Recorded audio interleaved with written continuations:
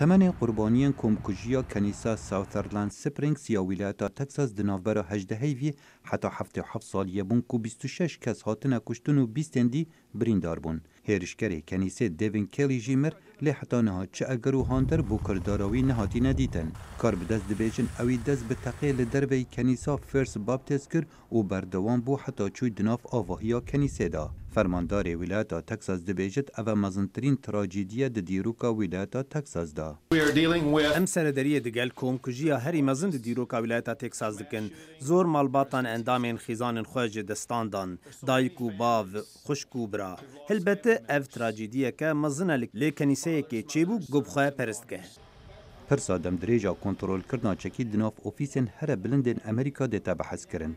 کوماری دجی هر پینگا وکینا بو کنترول کردنا چکی لگور دستور ولاتی. سروک امریکا دونالد ترامپ لژاپون بو لدما کمکجیا تکساس چه بوی اوی گوت اول نه پرسا کنترول کردنا چکیه لی اوه کشکا درونیه.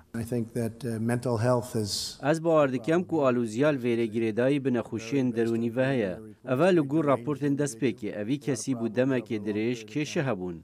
مزور کشه نخوشین درونی هنوه که هر ولاته که دی لی اوه پیوندی به پرسا چکان و نبو.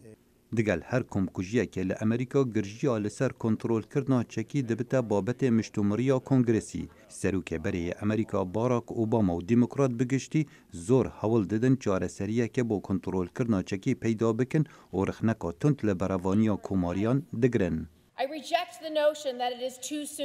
از به بیرو که رد که مواد بیجید هشتا زوا کارک بهتا کرن. اره کنگی دمه کم کرن و بکار آنینا چکن اتوماتیک بهتا قەدەغەکردن حتی کنگی امه چاوره بکن. کوماری دبیجن دجواکه که آزاد و وکری دا نفسانهی پرسا کنترول کرنا چکی بهتا چاره سر کرن. من گوه خدا دا خویانیا تن دا حوالا مج نیویورکی که دبیجتن کارکی بکن. از باوردکم دوی اف بویرا تراژدی روم بیت و انجام لکلین آشکرابن.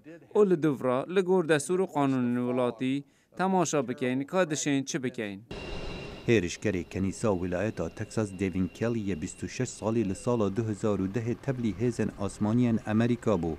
لسال 2012 به تاوانا تندو تیجیان دگل هفجین و زاروک خو لدادگاه ها لشکری به 12 ماهان زندانی و کمکرنا پلاوی یا لشکری هاتا جزا کرن.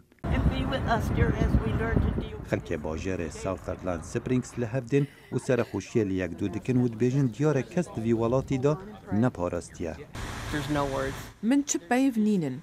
اول رنگه لباجار مزن وکو نیویورک چه بد. کس نپارستیه. سروک امریکا دونالد ترامپ بهی حتی روژا پیشنبه را گهاند و بریار دا آلاین امریکا لسرانسری ولاتی بین نظم کرن وکو ریزگرتن بو قربانیان. خالد فتاح دنگ امریکا.